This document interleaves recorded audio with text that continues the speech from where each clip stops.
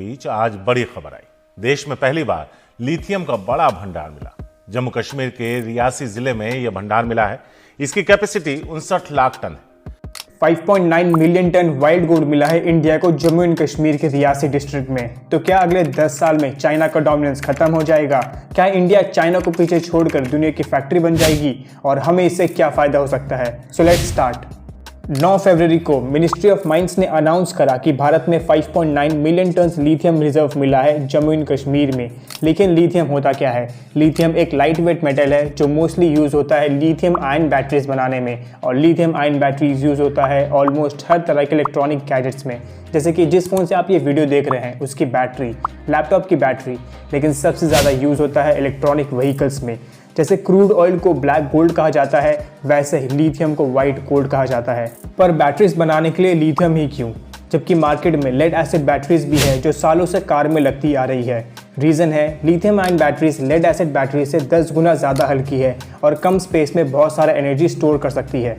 और lithium ion batteries जल्दी charge होकर ज़्यादा देर तक अपने एनर्जी को होल्ड कर सकती है। लेकिन ये पहली बार नहीं है जब इंडिया में लिथियम मिला है। इससे पहले भी 2021 में 1600 टन लिथियम कर्नाटका के मध्य डिस्ट्रिक्ट पे पाया गया था। अगर लिथियम रिजर्व की बात करें तो पूरे वर्ल्ड में बोलीविया में 21 मिलियन, अर्जेंटीना में 17 मिलियन टन, चिली में 9 मिलियन और ऑस्ट्रेलिया में 6.3 मिलियन टन रिजर्व्स है।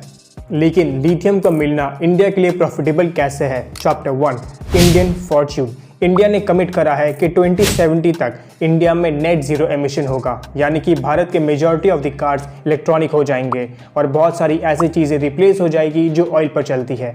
अब जब हमें लिथियम मिल ही गया है तो इंडिया को अब बाकी कंट्रीज़ पर लिथियम के लिए डिपेंडेंट नहीं होना पड़ेगा, जिससे इंडियन इकोनॉमी बहुत ज़्यादा ग्रो होगा।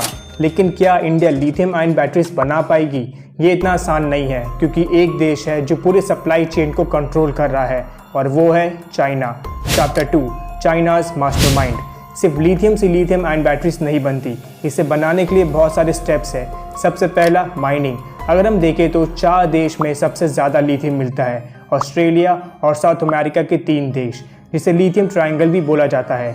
2022 में सिर्फ इंडिया ने 1300 करोड़ का लिथियम इंपोर्ट करा था। भले ही अब हमें लिथियम मिल गया है, लेकिन बाकी मटेरियल्स हमें अब भी इंपोर्ट करना ही पड़ेगा, जैसे कि कोबाल्ट, निकल और मैग्नीशियम। और दुनिया का 60% कोबाल्ट है अफ्रीका देश DMC में, और इस देश का 70% कब्जा है चाइना के पास, जबकि चाइना के पास सिर्फ 4.5 मिलियन टन लिथियम है। लेकिन पूरे दुनिया का 80% lithium ion batteries China produce कर रहा है। मोनोपोली चाइना के लिए बहुत छोटा शब्द है। पूरी दुनिया इलेक्ट्रॉनिक हो रही है और इसका फ़ायदा सबसे ज़्यादा चाइना को होने वाली है। और ये पहली बार नहीं है, इवन सोलर पैनल के मार्केट को चाइना डोमिनेट करता है। हर 5 में से 4 सोलर पैनल चाइना से बनकर आती है। ग्रीन एनर्जी सबसे फास्टेस्ट ग्रोइंग इंडस्ट्री है और चाइना इसमें रूल कर रहा है। फोटोवोल्टिक पैनल्स कौन बनाता है? चाइना। दुनिया का सबसे सस्ता विंड पावर कौन बनाता है? चाइना। पूरी दुनिया का 80% लिथियम आयन बैटरीज कौन बनाता है? चाइना। इन सब के बीच वो देश जो दुनिया का दूसरा सबसे ज़्यादा मोबाइल फ़ोन यूज़र है, लिथियम आयन बैटरी यूज़र है, वो लिथियम आयन बैटरी नहीं बनाता, और वो देश है भारत। चाइना का इतना कंट्रोल होने के कारण इंडिया और अमेरिका को डर है कि अगर फ्यूचर में चाइना के साथ संबंध अच्छे नहीं रहे तो हो सकता है वो बैटरीज की सप्लाई रोक दें। तब हमारी कार्स और लैपटॉप्स का क्या होगा? इसलिए भारत को बहुत ज़रूरी है लिथियम आयन बैटरीज बनाने की, जिससे हमारी इकोनॉमी में ग्रोथ होगा और कॉमन सिटीजन को इससे फ़ायदा होगा। जैसे ओला, एथर, टाटा, महिंद्रा जैसे कंपनीज लिथियम बैटरी बाहर से इंपोर्ट करती है, अब वही बैटरीज इंडिया में बनेंगी, जिससे इंपोर्ट का एक्सपेंस कम होगा और बैटरीज के मैन्युफैक्चर के लिए लेबर और लेबर को मैनेज करने के लिए मैनेजर्स की रिक्वायरमेंट होगी और लोगों को नौकरियां मिलेंगी। Final chapter, the real truth. 1970s में अरब देश में ऑयल मिलने के कारण पूरा वर्ल्ड उनके ऊपर निर्भर हो गया था। वैसे लिथियम मिलने से क्या भारत वर्ल्ड को डोमिनेट कर पाएगा? Listen very carefully. लिथियम यानी कि वाइल्ड गोल्ड मिलने से उस देश को प्रॉफिट होगा या नहीं, इसकी गारंटी नहीं है, क्योंकि कई देश ऐसे भी हैं जहां पर वाइल्ड गोल्ड रिजर्व होने के बाद भी वहां की इकोनॉमी खराब है, जैसे कि अर्जेंटीना, जो world second largest lithium reserve होने के बाद भी उसकी इकोनॉमी पाकिस्तान से ज़्यादा खराब है, क्योंकि वहाँ पर लिथियम तो है लेकिन उसे एक्सट्रैक्ट करने के लिए हैवी मशीन्स और इंफ्रास्ट्रक्चर नहीं है। और जो रिजर्व हमारे पास है वो एक्सट्रैक्ट हो भी पाएंगी या नहीं, इसकी अश्योरिटी अभी तक सरकार ने नहीं दी है। इनफैक्ट लिथियम आयन बैटरीज एक ऑप्शन नहीं है। बहुत सारी कंपनीज हाइड्रोजन कार्स बना रही है जिससे हमें बैटरीज की ज़रूरत नहीं पड़ेगी और हम नॉर्मल पेट्रोल स्टेशन में जाकर पेट्रोल के बजाय हाइड्रोजन गैस भरवाएंगे जो ऑक्सीजन के साथ रिएक्ट होकर व्हीकल में इलेक्ट्रिसिटी प्रोड्यूस करेगी।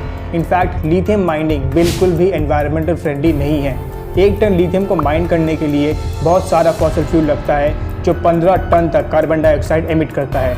इसमें पानी भी बहुत यूज़ होता है। 1 टन लिथियम को एक्सट्रैक्ट करने में 2.2 लाख लीटर पानी लगता है। इनफैक्ट जम्मू एंड कश्मीर में ऑलरेडी वाटर क्राइसिस चल रही है। तो क्या लगता है आपको, लिथियम का मिलना इंडिया के लिए प्रॉफिटेबल है या नहीं? कमेंट करिए। आज की वीडियो यही खत्म होती है। मिलते हैं अपने अगली वीडियो में। जय हिंद।